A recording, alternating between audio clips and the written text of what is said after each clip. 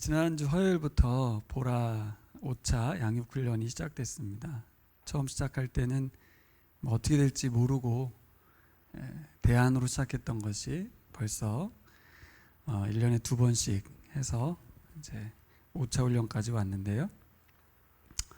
저희 7조, 제가 세 번째 7조를 계속 하고 있는데 저희 조가 집사님 2분, 청년 4명이 같이 하고 있는데 청년 한 명이 저에게 카톡이 왔어요. 이런 질문이 저에게 왔습니다.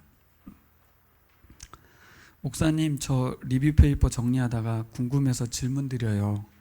우리가 창조의 목적대로 살아야 한다고 하셨는데 그 목적이 안식인가요?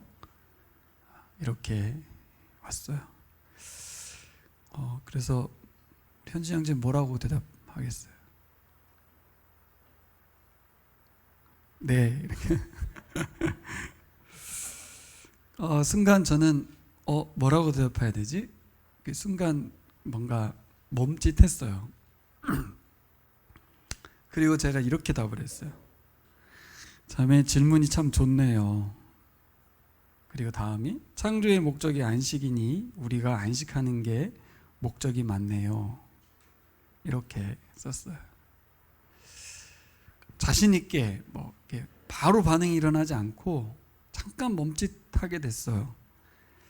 왜 제가 멈칫했을까요? 그 자매의 질문 덕분에 제가 좀 배우는 계기가 된 것 같습니다.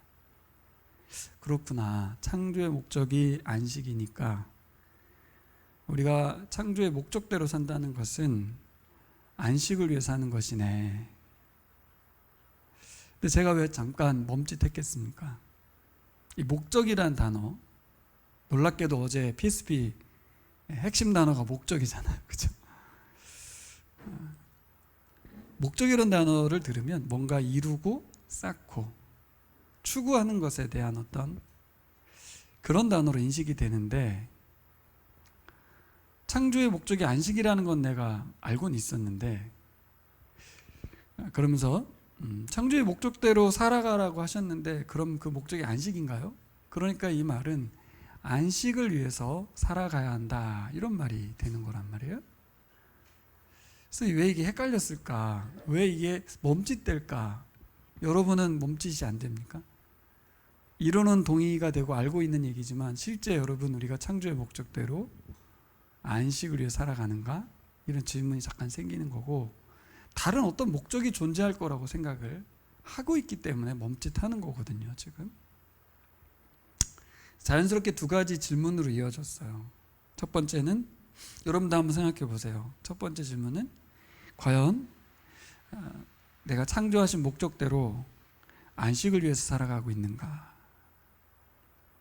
그냥 안식하는가가 아니고 창조하신 목적대로 안식을 하냐는 거예요. 대부분 여기서 나는 수고와 고통인가 안식인가 이 질문에 대한 고민만 하거든요. 그러니까 안식을 해도 되고 안 해도 되는 것처럼 그렇게 묵상하면 안 되는 거죠. 나는 창조 목적대로 살고 있는가가 되는 거예요. 두 번째 질문은 근데 정말 그게 정말 사실이라면 내 인생 안식만을 위해 살아도 되는 건가? 이런 질문이 또 이어지는 거죠. 정말 안식만 하면 되는 거야? 그러니까 목적이 안식이라고 하니까 그렇다면 지음받은 목적대로 안식하며 살면 되는 것 같은데 왜 안식하는 게 이렇게 어려울까? 왜 목적대로 사는 게 이렇게 어려울까? 또 하나는 왜 안식 말고 다른 목적을 추구하며 살아갈까? 알면서도 왜 자꾸 다른 목적을 찾고 헤매이고 있을까? 그것도 두 가지 이유를 생각해 봤어요. 첫 번째는 하나님 주신 안식, 히브리어로 샤바트라고 하잖아요. 샤바트. 근데 그것을 제가 그냥 여러분들의 이해하기를 쉽게 더 샤바트, 그 하나님의 안식, 네? 더 샤바트, 그 안식을 잃어버렸기 때문에 그런 것 같습니다.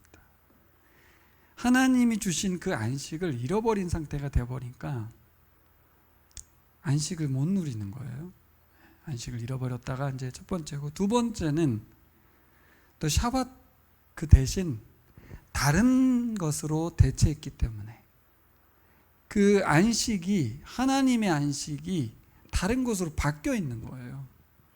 다른 말로 하면 그 목적이 바뀌어 있는 거예요. 다른 목적을 향해 살아가고 있는 것이죠. 연결되어 있습니다. 또 샤밧을 잃어버렸으니까 안식 못하고. 안식이 되게 어렵습니다. 보라 하면서 일과에서 여러 가지 이제 새로운 것들을 나누시는데 30몇 명 되는 분들의 나눔을 다 들어보면 각자의 안식의 이해도 다르고, 안식을 충격적으로 받아들였다고 하면서도 그건 받아들인 거고, 이제 그 안식을 사는 것은 또 다른 문제잖아요. 그렇죠? 우리들이 지금 그래요. 하나님이 원하시는 안식이 뭔지를 모르진 않지만, 그 목적대로 살지도 않지만 안식을 누린다는 게 너무 어렵습니다. 자연스럽게 그렇구나, 우리가 또 샤밧, 하나님이 주신 그 안식을 잃어버린 것이 얼마나 안 좋은 상태인가를 생각하게 되는 것이죠. 결론적으로 하나님은 우리에게 하나님이 처음 의도하셨던 또 샤밧, 그 안식을 주고 싶어 하십니다. 할렐루야. 네. 그 마음을 오늘 여러분들이 좀 새겼으면 좋겠어요. 오늘 제목을 살려야 한다라고 제가 잡았는데, 그 이유는 오늘 본문에 뭐라고 되냐면, 그렇지 않으면 죽는다, 죽지 않아야 한다, 이런 말이 나와요. 나답과 아비후가 죽고 난 뒤에 바로 한 이야기거든요. 모세가 아론에게 너 그 1년에 한 번 지성소에 한 번 들어가야 돼. 아무 때나 들어가면 죽어. 그리고 거기 들어갈 때 제사장 옷 입고 들어가면 죽어. 세마포 옷, 모시 옷으로, 하얀 옷으로 갈아입어야 돼. 그리고 너 들어갈 때 향로를 가지고 들어갈 때 향로의 연기가 그 시은자를 가리고, 시은자가 막 눈에 보이면 죽어. 그 향이 얼마나 가득해야만 그 시은자 법궤 위에 천사 날개가 마주 보이는 그 지점, 그게 가려져야만 죽지 않는 거예요. 그러니까 죽지 않도록 해라, 이 말이 떨어졌는데 전 그 말을 반대로 들렸어요. 살려야 한다. 누구를? 이 아론을, 제사장을 살려야만 한다. 하나님 앞에서도 살아있어야 된다. 그래야만 다른 사람들을 살릴 수 있기 때문이다. 이렇게 저는 들리더라고요. 앞에 안식과 연결하면 하나님이 또 샤밧을 잃어버린 그들에게 또 샤밧, 그 안식을 주고 싶어 하시는데, 그러기 위해서 제사장들을 살려야겠다는 것이죠. 그래서 죽지 않을 수 있는 방법을 알려주신 거예요. 좀 더 나아가면, 여러분, 안식하지 않고 있는 사람은 죽은 사람입니다. 하나님의 또 샤밧을 잃어버린 그 자체가 죽은 상태이죠. 그러니까 하나님은 죽어 있는 사람들에게 하나님의 안식을 다시 주고 싶어 하십니다. 이 말은 살리고 싶다는 거예요. 죽은 사람을 다시 살리는 나사로와 같은 살림 말고, 우리 인생이 지금 살아있다고는 하나 죽어가고 있지 않습니까? 또 하나는 하나님의 안식을 못 누리고 있다면 그는 죽은 자입니다. 그들에게 하나님의 또 샤밧을 주고 싶다는 얘기는 살아있게 하고 싶다는 거예요. 살아있는 의미는 뭐예요? 하나님의 안식을 맛보는 게 살아있는 거예요. 안식하지 않는 사람은 죽은 사람입니다. 영적인 의미를 갖다 붙일 필요가 없습니다. 여러분, 가끔씩 누렸던 우리의 하나님과의 깊은 안식 아시죠? 그 상태와 그 기쁨과 그 충만함을 아실 텐데, 그것을 잃어버린 채로 살아가는 것은 죽어 있는 겁니다. 다른 말로 하면 하나님하고 떨어져 있다, 그런 뜻이에요. 어떤 상태에도 이렇게 주일 예배를 드리고 있다 하더라도, 내가 예수님을 믿고 있다 하더라도 그것은 죽어 있는 상태예요. 전기 코드가 뽑혀 있는 거예요. 그래서 우리 노트북을 우리 집에서 꽂으면 전기 플러그를 꼭 빼고 배터리만 가지고 이렇게 하면 화면이 확 어두워집니다. 전원으로 풀 충전으로 들어오는 화면의 밝기하고 달라요. 하나님의 샤밧을 누리는 것과 우리가 그 다른 걸로 대체해서 안식하고 있는 것과 나의 마음에 그냥 흡족한 이 정도면 굉장히 좋아, 나 되게 은혜로워, 나 정말 기뻐라고 하는 그 상태는 전원 플러그 빼고 배터리로만 켜지고 있는 노트북과 같아요.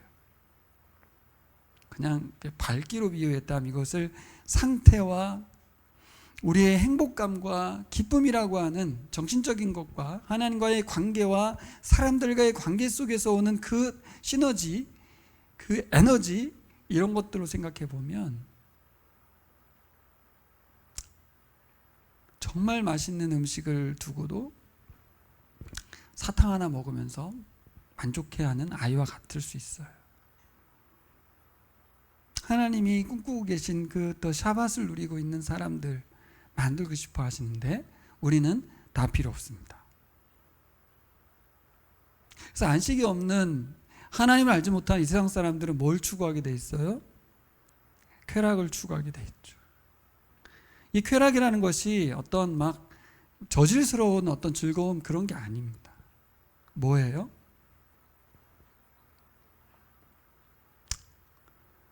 자기 만족을 추구한다는 뜻입니다. 다른 사람은 상관없고요, 내가 만족한 게 굉장히 중요한 거예요.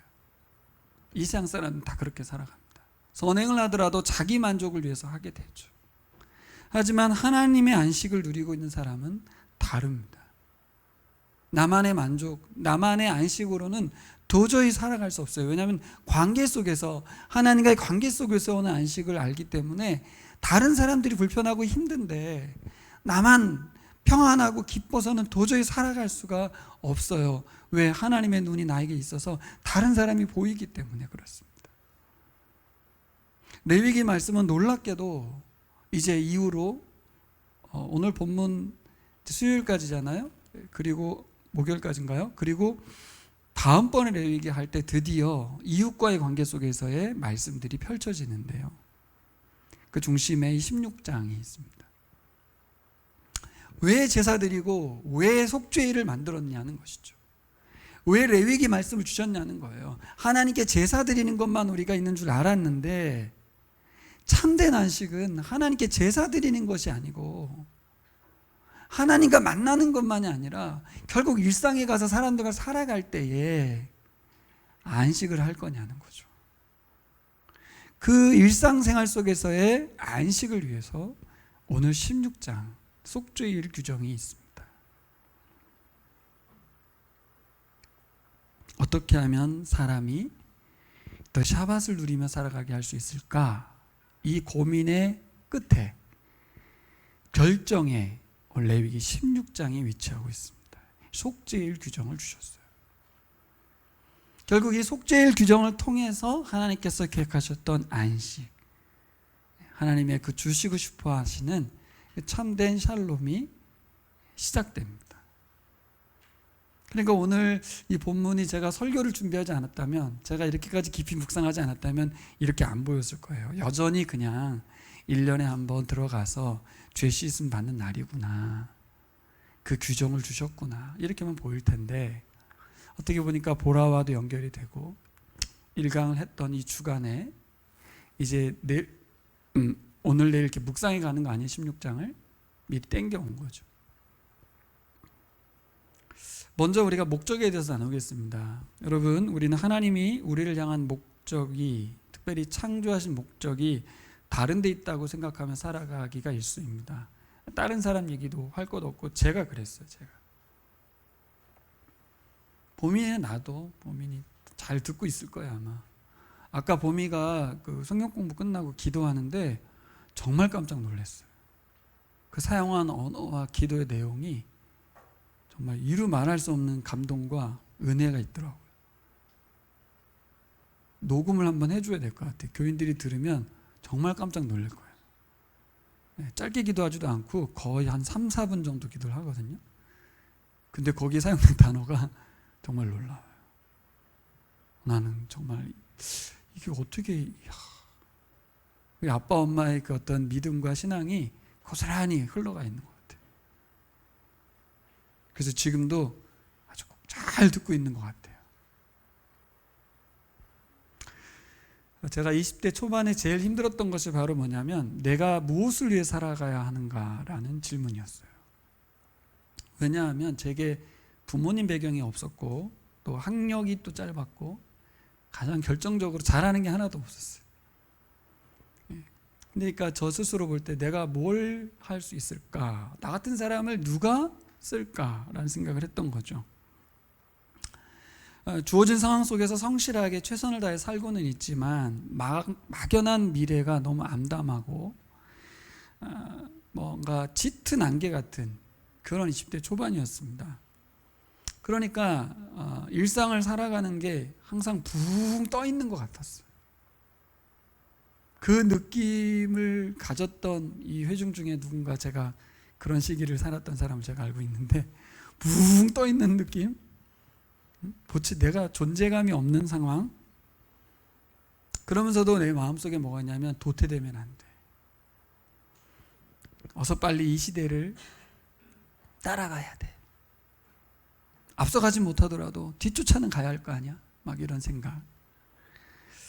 중압감이 참 심했습니다. 여러분도 그런 시절이 있었죠. 혹시 지금도 그런 청년이 있을 수도 있는데, 그러면서 마음 한켠에 자리 잡고 있는 게 뭐냐면 내 삶의 목적이 뭘까? 과연 하나님을 위해서 내가 무엇을 하는 사람이 될까? 되기는 될까? 이렇게 세상 살아가기도 힘든데 내가 무슨 영향력을 미치고 전도도 하고 사람들을 바뀌기도 하고 가능할까? 삶의 목적이 뭘까? 그러니까 하나님까지 믿으니까 더 힘들어요.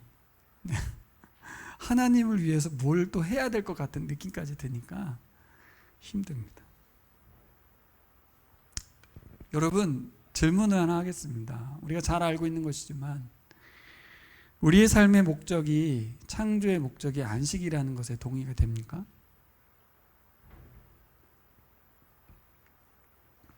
어떤 다른 목적이 있는 거 아닌가? 지금 여러분들 중에서 저처럼 여전히 다른 목적을 찾아 헤매고 있지 않을까 싶어서 오늘 말씀을 드리는 것입니다. 아닙니다. 우리의 삶의 목적은 창조의 목적 그대로입니다. 단지 하나님에 대해서 샤밧을 잃어버렸기 때문에, 다른 말로 하면 하나님을 잃어버렸기 때문에 우리가 다른 목적을 찾아 헤매고 있을 뿐입니다. 하나님이 어떠한 마음으로 이 레위기 16장을 통해서 우리에게 잃어버린 그 샤밧을 주고 싶어 하시는지 한번 살펴보고 싶습니다. 오늘 1, 2절에 보면 나답과 아비후가 여호와 앞에 나아가다가, 그 은혜의 보좌 앞에 나아가다가 죽은 후에 하나님이 말씀하셨습니다. 29절에 보면 7월 10일 날 하루만 들어와라 이렇게 말씀하십니다. 2절과 3절, 성소의 휘장한 법궤의 속죄소 앞에 아무 때나 들어오지 마라. 그리하여 죽지 않도록 하라. 여호와 앞에서 분향하여 향연으로 증거궤 위 속죄소를 가리게 할지니 그리하면 그가 죽지 아니할 것이며. 레위기를 읽으면서 우리가 너무나 불편하고 싫은 이유는 거기 죽음이란 단어가 너무 많이 나오기 때문에 그렇습니다. 무서워요. 제사도 참 많은 제물들이 죽어가는 장면들이고 계속해서 피를 뿌리는 내용들이고, 피를 뿌리는데 정결해진다고 해요. 글로 읽을 때는 그냥 그럼 피 뿌리면 정결해지나 보다 그렇지만 피 뿌리면 냄새가 심합니다. 그리고 오히려 그 천막들이 피에 물들어가지고 미관상 되게 보기 좋지 않습니다. 그러니까 이거는 레위기의 정결이라는 것은 클리닝의 개념이 아니에요. 뭐예요? 대속의 개념인 거죠. 피 흘려서 죽어서, 누군가가 대신 죽어서 없어졌다, 그런 의미가 포함되어 있는 정결입니다. 그런 의미에서 예배는, 제사는 생명과 연결되어 있습니다. 생명의 문제라는 것이죠. 계속해서 살 것이냐 죽을 것이냐, 예배에서 갈린다는 것입니다. 그런 생각 안 해보셨죠? 저 이번에 묵상하면서 정말 무섭다. 제사 잘못 드렸다간 죽는 거고, 제사는 살기 위해서 드리는 건데 잘못했다면 죽고. 하나님은 아론은 물론 남은 두 아들이 먼저 죽은 나답과 아비후처럼 죽으면 안 된다는 것입니다. 그러니까 죽지 않기를 바라는 마음으로 오늘 말씀을 주셨어요. 괜히 더럽혀진 나답과 아비후가 죽었잖아요. 그래서 성소가 더럽혀진 거 아니에요? 그 더럽혀진 그곳에 괜히 청소하러 들어가면 안 된다는 거예요. 7월 10일 날 들어오라는 거예요. 이게 첫 번째 명령이었어요. 함부로 뭐 깨끗이 한다, 뭐 청소해야지 안 된다는 거였습니다. 여러분, 나답과 아비후가 죽게 되면서 제사장 위임식에 하나님의 영광이 막 임했던 그 뜨거움과 감동의 순간이 한순간에 차가워지고 이 성막 자체의 죽음의 기운이 엄습해오고 범접할 수 없는 상황이 벌어진 거예요. 그 제사장 위임식 일주일 기간 동안에 천당과 지옥을 오갔다, 뭐 그런 말이 있잖아요. 모든 백성이, 모든 제사장이 막 두려움 속에 지금 있는 거죠. 그때 하나님이 오늘 말씀하신 거예요. 속죄일 규정을. 그래서 제가 이런 질문이 들었습니다. 다시 하나님 앞에 나아가야만 하는 제사장들이 얼마나 두려웠을까? 과연 아론과 그 나머지 두 아들이 다시 제사는 드릴 수 있을까? 그러면서 한 번 더 생각해 봤어요. 제사를 거부하면 안 될까?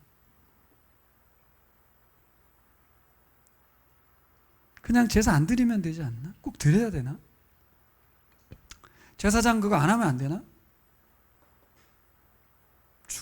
죽음에 대한 공포가 있는데, 차 타면 죽을 수도 있는데 그 제사 드리러 들어가야 되고, 제사 안 지내면 되는 거 아니에요?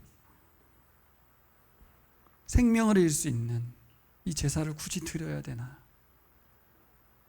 그런 생각 안 들겠습니까, 여러분? 그러면서 좀 심한 생각도 들어요. 아니, 규례 하나 어겼다고 그냥 죽여버리면 어떻게 제사를 드리러 들어가냐고. 하나님이 너무 무섭잖아요. 근데 여러분, 하나님은 제사를 드리라는 거예요. 죽음의 공포를 무릅쓰고 들어와서 규례를 지켜서 드리라는 거예요.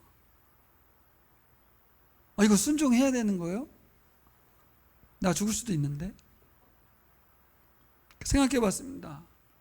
만일 제사장들이 파업을 하고 시위를 하면서 나 제사 못 드리겠습니다, 제사장 안 하겠습니다, 이렇게 태업을 선언하면 어떻게 되는 걸까? 무슨 일이 벌어지는 걸까? 그렇게 되면 이스라엘엔 제사장들이 없습니다. 그러면 하나님 앞에 나아갈 수가 없게 돼요. 결국 이스라엘은 어떤 백성이 되냐면 하나님과 상관없는 백성들이 됩니다. 결국 이 땅에 존재하는 수많은 이방 민족들 중에 하나가 되는 거예요. 예배가 있고 제사가 있고 없고 해서 하나님 백성인가 아닌가가 결판이 나는 거예요.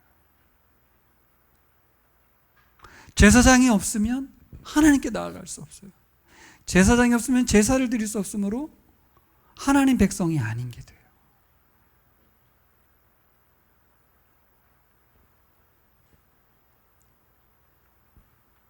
뭐 그거 안 하면 되지 않아요? 하나님 백성 안 하면 되잖아요. 그렇지 않습니까? 예배 안 드리면 그만이지 뭐. 예배 꼭 드려야 됩니까? 구약시대도 아니고 막 예배 안 드린다고 해서 뭐. 어렵죠. 참 어렵습니다. 나 자신만 생각하면 예배를 안 드려도 돼요. 제사장의 역할 그거 그만둬도 돼요. 근데 내가 그만두고 내가 죽을까 봐 예배를 드리지 않고 제사를 드리지 않아 버리면 하나님과 이스라엘 백성은 끝장이 나는 거예요. 왜 그렇습니까? 왜 제사를 드리고 왜 하나님 앞에 나아가야 되는 거예요? 잃어버린 안식 때문에 그렇습니다. 하나님과 관계하지 않는 사람은 생명이 끊어지기 때문에 그렇습니다. 하나님과의 단절이 죽음이잖아요. 이 제사와 예배는 하나님과 다시 연결되는 것입니다. 여러분, 제사 드리지 않는 사람, 예배 드리지 않는 사람은 죽은 사람이 되는 거예요. 계속해서 인생을 죽은 상태에서 살아가는 것입니다.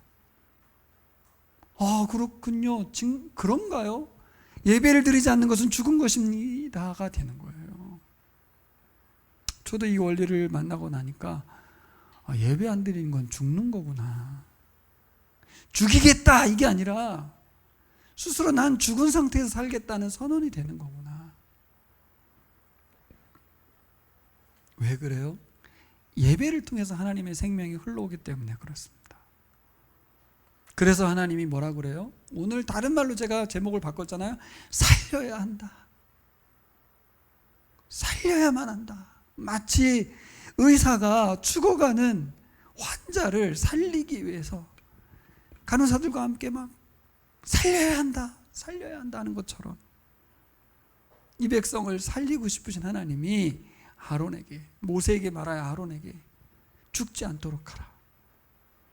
나답과 아비후처럼 경거망동하지 말고 제 역할을 감당함으로 살아서 나에게 나와 속죄를 받고 이스라엘 백성들을 모두 속죄해서 하나님 앞에 살아가도록 하라.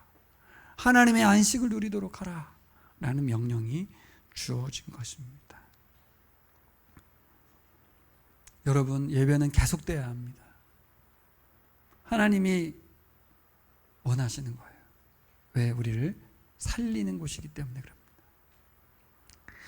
예배는 두 번째로 안식입니다. 예배는 안식이죠. 왜 이스라엘 속죄일을 7월 10일로 정했을까? 부지 중에 더럽혀질 수 있는 이 성막을 1년 중에 딱 한 번 정결케 하는 날이 속죄일입니다. 31절에 보면 이는 너희에게 안식일 중에 안식일이다. 놀랍게도 이 속죄일을 안식일 중에 안식일이라고 써놨습니다. 괜히 제가 연결시킨 게 아니에요. 여기 써 있습니다. 속죄일은 안식일 중에 안식일이다. 우리가 여기서 안식일에 대한 새로운 이해를 갖게 돼요. 안식일이 뭐예요? 일주일 중에 7일이 안식일이죠. 근데 최고의 안식일, 그 시작이라고도 말할 수 있고 정점에 있는 안식일이 7월 10일 안식일이라는 거예요. 지난 1년간의 모든 죄를 완전히 깨끗하게 하는 날입니다. 그럼 어떻게 돼요? 새 출발하는 날이에요. 리셋되는 날이에요. 죄가 사함을 받게 되면 어떻게 됩니까? 우리는 하나님의 임재와 영광을 만나게 돼요. 하나님 베푸시는 생명의 은혜를 맛볼 수 있게 됩니다. 바로 우리가 살아나는 날이 속죄일인 거죠. 새로운 생명을 얻는 날이 속죄일입니다. 레위기 25장 8절에 보면 같이 읽을까요? 10절까지. 안식년을 7번 세워라. 7년에 7번이면 안식년이 7번 지나 49년이 끝난다. 7째 달 여름날은 속죄일이니 너희는 뿔나팔을 크게 불어라. 나팔을 불어 너희가 사는 온 땅에 울려 퍼지게 하여라. 너희는 50년이 시작되는 이 해를 거룩한 해로 정하고 전국의 모든 거민에게 자유를 선포하여라. 이 해는 너희가 희년으로 누릴 해이다. 이 해는 너희가 유산 곧 분배받은 땅으로 돌아가는 해이며 저마다 가족에게로 돌아가는 해이다. 자, 여기 저 주목해 보세요. 자, 안식년, 희년 이야기가 여기 이제 나오는데 우리는 그동안 속죄일에 대해서 1년에 한 번 죄 씻음 받는 날, 대속하는 날로만 생각했죠. 그죠? 근데 여기 이 25장에 가면 뭐와 연결되냐면 이 속죄일이 희년과 연결이 돼요. 원래 희년은 50년이지만 시작은 49년 7월 10일 날 시작합니다. 그러니까 77에 49에 7번째 안식년은 48년에 또 하는 거예요. 48년 가을에 하는 거예요. 근데 여러분 잘 기억하세요. 히브리력의 1년의 시작은 7월 1일이에요. 7월 1일. 7월이 새로운 해의 시작이라고요. 그래서 7월 1일 날 나팔을 불어요. 나팔절이라고 해요. 근데 7월 10일 날이 속죄일이거든요. 그런데 77에 49년 지나 50년째 되는 49년 7월 1일 날 나팔을 불 텐데 7월 10일 날 나팔을 또 불어요. 왜요? 대속죄일, 희년의 속죄일 날 나팔을 불면서 새로운 시작을 알리는 거예요. 이게 속죄일과 연결되어 있어요. 그래서 50년 희년의 시작이 7월 1일이 아니고 7월 10일이 됩니다. 왜 7월 10일인가? 왜 속죄일 날 희년이 시작되는가? 정기적으로는 7월 1일 날 시작돼야 되는데 왜 그런가? 이 속죄일이 갖는 의미 때문에 그래요. 뭐겠습니까? 희년이 뭐예요? 희년이 모든 것을 원상태로 바꾸고 리셋하는 해잖아요. 7년째는 빚을 탕감해 줍니다. 그렇죠? 그리고 토지를 쉬게 합니다. 근데 이 정도가 아니라 50년째 되면 노예를 해방하고 모든 경제권을 다 원주인에게 돌려주는 모든 것을 새롭게 하는 해가 바로 50년째 속죄일이에요. 그러니까 매년 1년에 한 번 새롭게 시작하는 날이 속죄일이고 50년 주기로 또 새로운 시작을 알리는 해가 시작이 속죄일과 연결되어 있어요. 왜요? 속죄일의 기능이 뭐길래? 속죄일이 바로 이스라엘 모든 백성의 죄를 깨끗게 하는 날이기 때문에 그렇습니다. 하나님이 그날 모든 것을 죽음으로, 그죠? 대속제물을 죽임으로 다 죽은 걸로 쳐주는 거예요. 그날 다 다시 새롭게 태어난 걸로 인정해 주시는 거예요. 왜 그렇게 하냐고. 왜 속죄받는 거예요? 전 그동안 속죄받는 그 자체만 생각했어요. 여러분, 예수님이 십자가에 죽으신 것, 죄를 대속해 주신 것, 전 그것만 묵상했어요. 그런데 오늘 희년 뒷말씀을 쭉 보면 무슨 내용이 나옵니까? 안식의 진정한 의미가 뭐예요? 하나님께 예배드리고 하나님 앞에 성경 읽고 기도해서 그 평안함을 갖고 위로부터 받는 은혜를 누리는 게 안식, 그것은 시작이라는 것이고요. 진짜 안식은 일상이라고 말씀드렸잖아요. 희년에 이루어지는 일이 뭐예요? 노예가 해방되고 원래 자기의 경제권이 다 회복되고 하나님이 주신 안식이 단순히 하나님과의 영적 관계만이에요. 땅, 소유, 모든 관계가 다 정리돼서 새로워지는 거예요. 그러니까 첫사람 아담이 누렸던 에덴이 다시 시작되는 날이 희년이에요. 희년. 근데 놀랍게도 여러분, 이 안식일 규정은 하나님이 주셨지만 실제 이 안식은 누가 만듭니까? 내가 만드는 거예요. 내가. 이 희년을 시행하는 사람이 누구예요? 나거든요. 나. 어떤 내가 희년을 시행할 수 있습니까? 속죄받은 사람만, 하나님 앞에 죄 씻음 받고 하나님 앞에 새로워진 사람만, 하나님의 말씀대로 순종하는 사람만, 어떤 사람만 나의 것이 나의 것이라고 인정하지 않고 하나님의 것임을 다시 인정하는 사람. 단순히 교리적으로 죄가 씻음받았다 정도가 아닌 거죠. 다시 새로워진다는 얘기는 하나님 뜻대로 살겠다는 선언이 7월 10일 날 이루어지는 거예요. 그러니까 안식을 잘못 해석하면 성경 읽고 기도하고 하나님하고 깊은 관계만 누리는 기도원 들어가고 수도원 가서 살아가는 안식이 아니고요. 원주인에게 모든 것을 돌려주고 나의 것을 나의 것으로 주장하지 않고 희년을 시행하는 것이 진짜 안식이에요. 왜요? 안식은 나만 누릴 수 있는 게 아니라 모두가 다 같이 누려야 안식입니다. 너희 중에 가난한 자가 없게 하라고 했는데 저는 엄청나게 돈을 많이 벌고 있는데 우리 양 집사님, 송 집사님이 가난하다면 안식을 못 하잖아요. 하나님 원주인 땅에게 다 돌려주라는 거예요. 안식은 하나님이 주시는 것인 줄 알았는데 우리가 추구하고 만들어가는 거예요. 근데 어떤 사람만이 하나님의 안식, 그 안식을 누릴 수 있습니까? 제사를 통해서 속죄받은 사람. 할렐루야. 히브리서 말씀에 가면 장을 제가 안 적었네. 읽겠습니다. 이 뜻을 따라 예수 그리스도께서 자기 몸을 단번에 들이심으로써 우리는 거룩하게 되었습니다. 모든 제사장은 날마다 제단에서 서서 직무를 수행하면서 똑같은 제사를 거듭 드리지만 그러한 제사가 죄를 없앨 수는 없습니다. 그러나 그리스도께서는 죄를 사하시려고 단 한 번의 영원히 유효한 제사를 드리신 뒤에 하나님 오른쪽에 앉으셨습니다. 그리고서 그는 그의 원수들이 그의 발에 굴복할 때까지 기다리고 계십니다.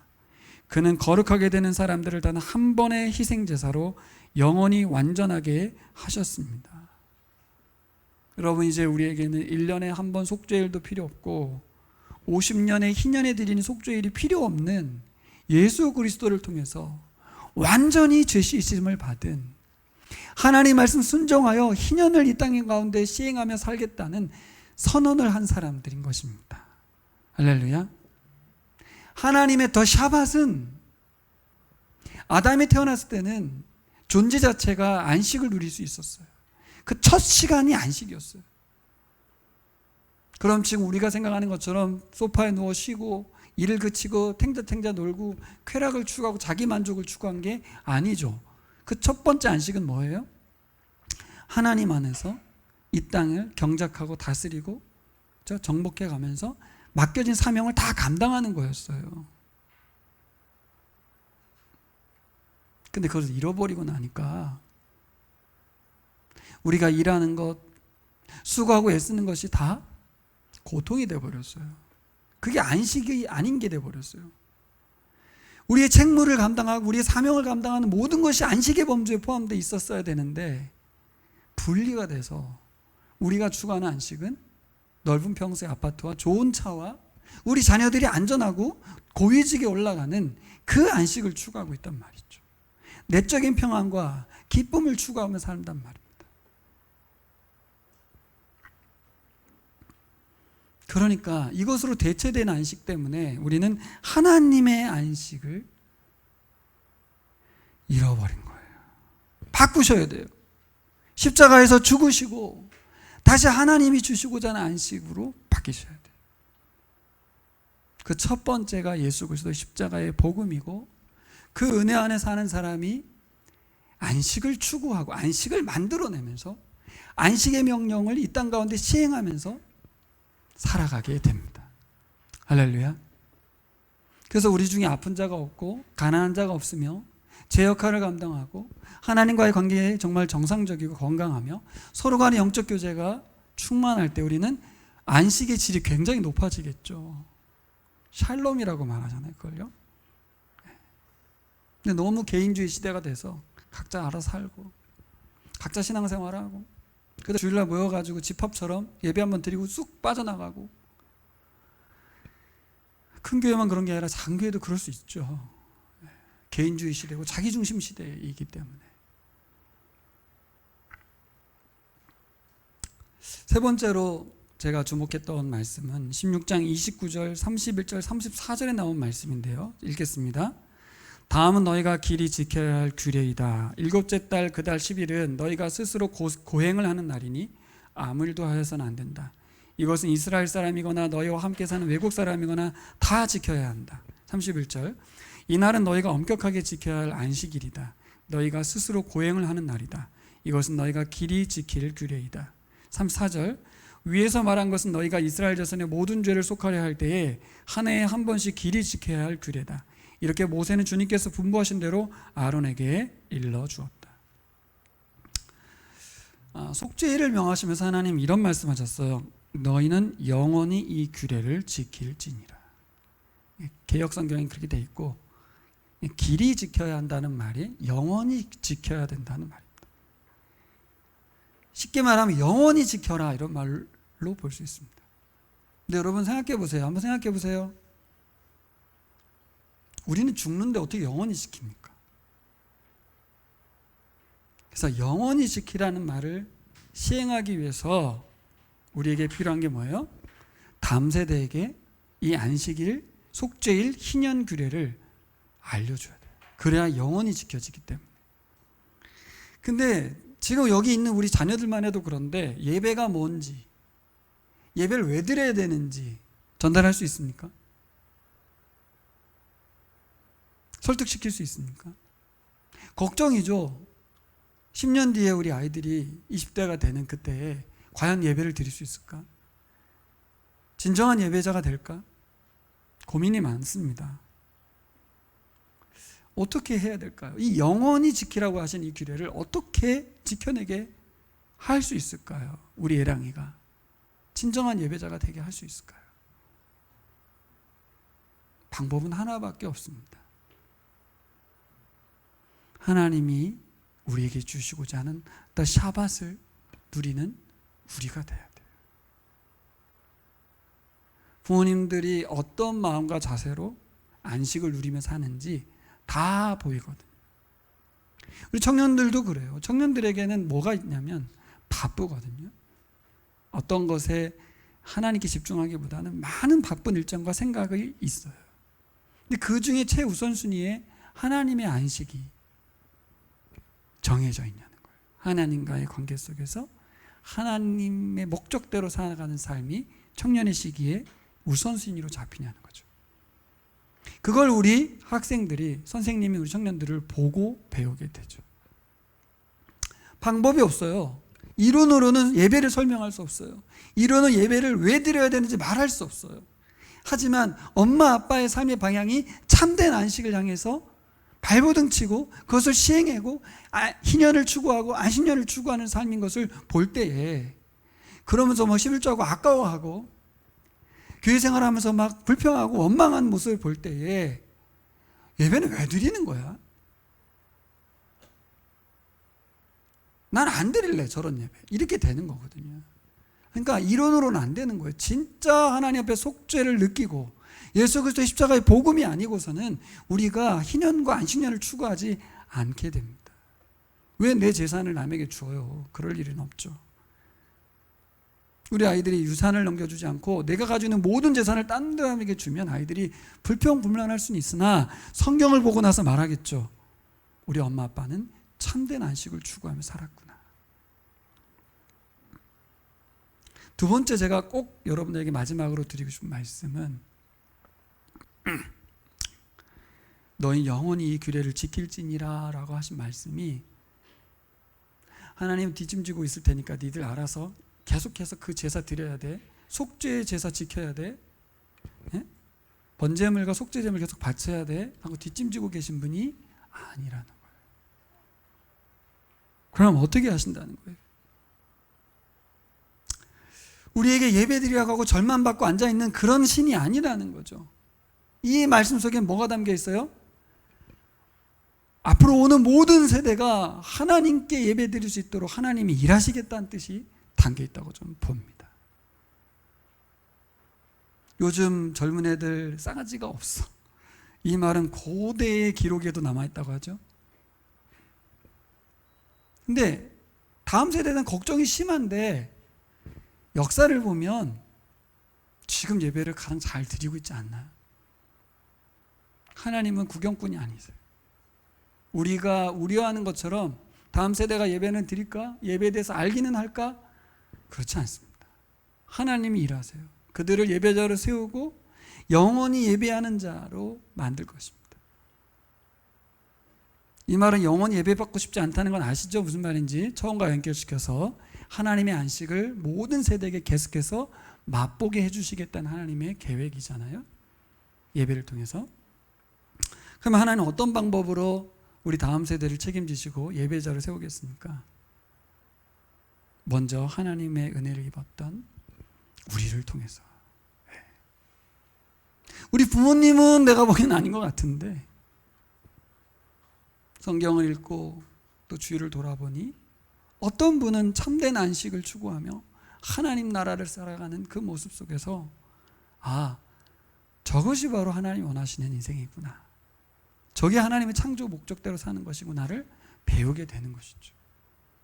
혹 부모님이 연약하다면 다른 경로로 훈련을 통해서 여러 가지 경로로 하나님이 우리 다음 세대를 예배자를 세울 줄 믿습니다. 이 하나님의 의지가 반영되어 있어요. 그래서 우리는 자녀에게만 잘해야지가 아니라 우리는 제사장이잖아요. 우리가 살아가는 삶의 모든 순간이 우리의 영향을 받는 많은 사람들에게 그들이 하나님의 안식에 초대받아 들어갈 것인지 안 들어갈 것인지를 우리를 보고 판단할 것입니다. 우리의 삶의 방향을 놓고 우리가 안식을 누리는지 아닌지를 보면서 교회 다니는 거 굉장히 힘들고 교회에서 말하는 것에 대해서 순종하고 사역하는 것에서 굉장히 불평하고 있는 사람을 향하여 나 그 안식 같이 누리고 싶다고 말할 사람은 없을 것입니다.